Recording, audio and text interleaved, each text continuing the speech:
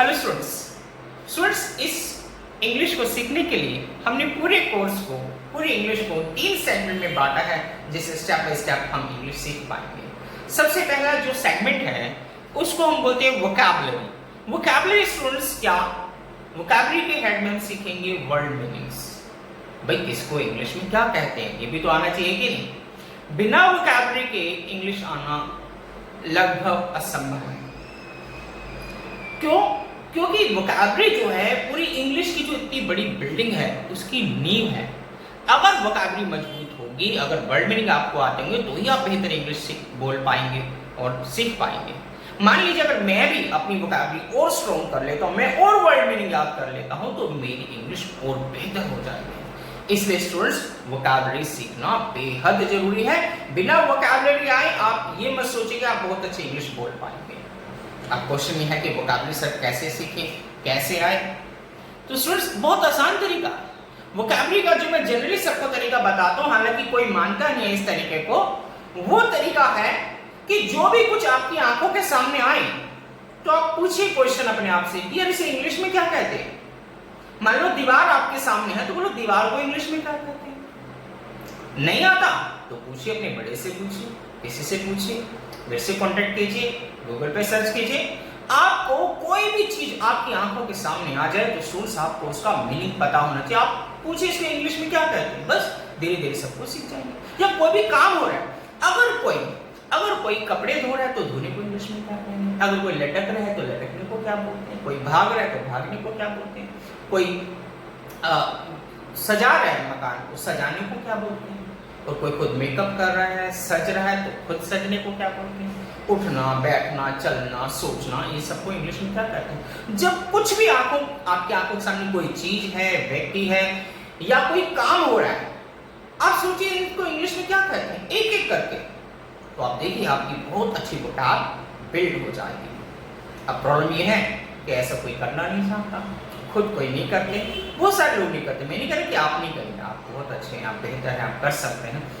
लेकिन अगर आप ना ऑब्जर्व करें, आप अपने आप से ना पूछें किसे इंग्लिश में क्या कहते हैं, अगर पूछते हैं लेकिन फिर आगे कंफर्म नहीं करते, पता नहीं लगाते किसे इंग्लिश में क्या कहते हैं, तो क्या करें? तो क्या का जवाब है स्टूडेंट्स हमारा ये पहला सेगमेंट, जिसे कि हमने टाइटल दी है कॉन्वॉक। कॉन्वॉक मतलब कन्वर्सेशन में जो वोकैबुलरी वाला सेगमेंट हम करेंगे, हमने उसको टाइटल दिया है कॉन्वॉक। जो वॉक मींस वोकैबुलरी, हम इसमें कन्वर्सेशन के लिए जो नेसेसरी वोकैबुलरी है वो करेंगे। इसमें मैंने काफ़ी सारी क्लासेस दी हैं, इसमें आपको वर्ड मीनिंग में क्लास में बताऊंगा, स्पेलिंग बताऊंगा, आप उसे नोट करेंगे, उसे लर्न करेंगे। और केवल रट्टा मत मार लीजिएगा, उसको अपनी लैंग्वेज में इस्तेमाल भी कीजिएगा।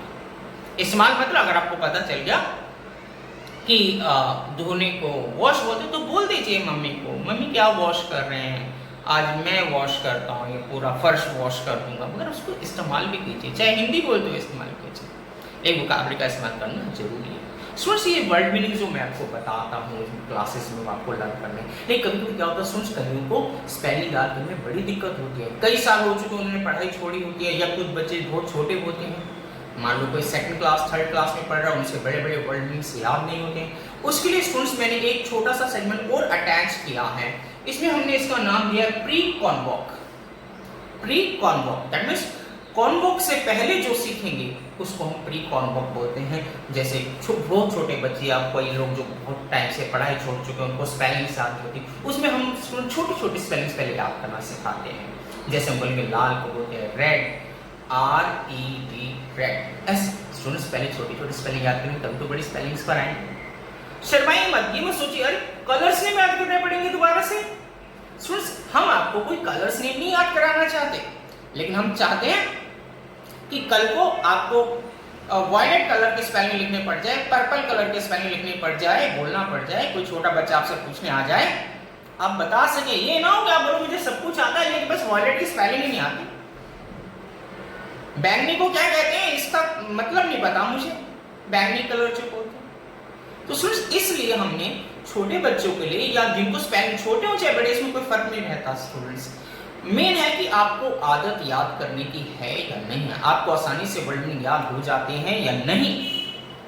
और अगर नहीं होते तो इसलिए हमारा ये सेगमेंट है प्री कॉन्वॉक। इसमें क्या है, हम छोटी छोटी स्पेलिंग्स याद कराएंगे।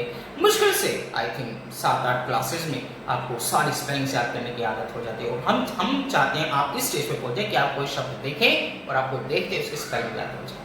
इसलिए पहले हमें प्री कॉन्वॉक पे जाना पड़ेगा, फिर हम जो मेन कॉन्वॉक है हमारा वोकैबुलरी जो सभी के लिए आप उस पर आ सकते हैं।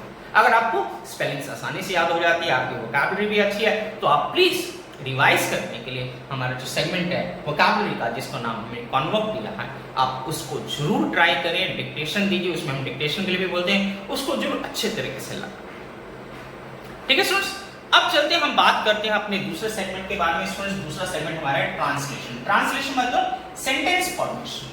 इसमें सेंटेंसेस हम बनाना सिखाते हैं, जिसमें कि हम छोटे छोटे टॉपिक्स करने के बाद हम वो टेंस जो आप सीखते हैं वो भी हम डिस्कस करेंगे, आपको सिखाएंगे। स्टूडेंट्स, टेंस आपने कितनी बार सीखे बताइए?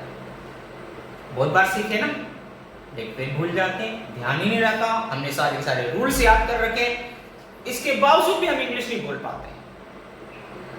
स्टूडेंट्स, आप हमारी क्लास में ट्रांसलेशन सीखेंगे तो स्टूडेंट्स आप कभी नहीं भूलेंगे, कभी नहीं, मतलब कभी भी आप ट्रांसलेशन के रूल्स नहीं भूलेंगे, उसको इस्तेमाल करना नहीं भूलेंगे। राइट स्टूडेंट्स, आप कोशिश कीजिएगा इस पूरी जो क्लास है हमारी, जो ट्रांसलेशन क्लास, जिसमें हम सेंटेंस फॉर्मेशन सिखाएंगे, सेंटेंसेस कैसे बनाते हैं, वो सब चीज सिखाएंगे। इसका जो हमने इस सेगमेंट का नाम दिया है टाइटल, अगर आप क्लासेस में मेरे देखेंगे कि वो क्लासेस किस नाम से जाएगी, वो कॉन्ट्रा के नाम से जाएगी। कॉन्ट्रा मीन्स कॉन्वर्सेशन ट्रांसलेशन, तो इसको हम बोलेंगे कॉन्ट्रा वाली क्लासेस। मैंने बोला वोकैबुलरी की क्लासेस को हमने नाम दिया क्या, कॉन्वॉक, और जो ट्रांसलेशन क्लासेस को नाम दिया है कॉन्ट्रा। कॉन्ट्रा 1, कॉन्ट्रा 2, कॉन्ट्रा 3, ये क्लास वाइज है। स्टूडेंट्स, आप स्टेप बाय स्टेप सीखिएगा, बहुत अच्छे तरीके से समझ में आएगा। और तीसरा जो मेन पोर्शन है स्टूडेंट, वो है ग्रामर। स्टूडेंट्स, बिना ग्रामर के आप इंग्लिश नहीं बोल पाएंगे। जब आप टेंस सीखते हैं सब कुछ बोल पाते हैं, सीधे सेंटेंस बोल पाते हैं, लेकिन अपने मन की छोटी से छोटी फीलिंग्स आप एक्सप्रेस कर सकते हैं। छोटी सी बात अगर हम बोलना चाहें, रखा था, फेंक दूंगा, ये फेंक दूंगा को इंग्लिश में क्या बोलेंगे, वो भी ग्रामेटिकली करेक्ट भाषा। आप कई तरीके से जवाब दे रहे होंगे, लेकिन आप देखिएगा कैसे बोलते हैं इसको, ये सब आप ग्रामर में सीखेंगे। और ग्रामर हम ऐसे नहीं कराते जैसे आप क्लास में स्कूल में कई बार पढ़ते हैं कि ये एक्टिव पैसिव को ऐसे बनाते हैं, मॉडल शुड वुड ऐसे करके बताते हैं। नो, हम ग्रामर के लिए आपको ऐसे नहीं बताएंगे, हम ग्रामर आपको आपकी लाइफ में इस्तेमाल करना सिखाएंगे कि कैसे डेली लाइफ में हम जो भी कुछ भाषा बोलते हैं वो ग्रामर की हेल्प से ही बोल पाते हैं। टेंस से आप डेली लाइफ की लैंग्वेज नहीं बोल सकते। डेली जो आप बोलते हैं, छोटी छोटी बातें बोलते हैं, अपनी छोटी छोटी फीलिंग्स, वो सब आप ग्रामर की हेल्प से एक्सप्रेस करते हैं। अगर आपको ग्रामर अच्छे तरीके से आ गई तो फिर आपके लिए क्या मुश्किल है। जानते हैं, आप छोटी से छोटी फीलिंग आप ग्रामर के थ्रू एक्सप्रेस कर सकते हैं। बिना ग्रामर के इंग्लिश नहीं बोली जा सकती। तो इसलिए स्टूडेंट्स, प्लीज आप ग्रामर को बहुत अच्छे तरीके से कीजिएगा, और आपको बहुत अच्छे तरीके से हमने एक्सप्लेन किया हुआ है अपनी ग्रामर की क्लासेस में। ग्रामर की क्लासेस को हमने नाम दिया है कॉन्ग्रा, कॉन्वर्सेशन ग्रामर। तो कॉन्ग्रा जो, अगर आप ग्रामर करना चाहते हैं, आपको सेंटेंस फॉर्मेशन आती है, तो सीधा आप हमारी कॉन्ग्रा वाली क्लासेस अटेंड कीजिए, कॉन्ग्रा 1, कॉन्ग्रा 2, कॉन्ग्रा 3। और अगर आपको ग्रामर में प्रॉब्लम नहीं, ग्रामर नहीं आती है लेकिन आपको सेंटेंस फॉर्मेशन भी नहीं आती, तो आप स्टार्ट हमारे कॉन्ट्रा से कीजिए, Contra 1, Contra 2 class, Contra 3 class.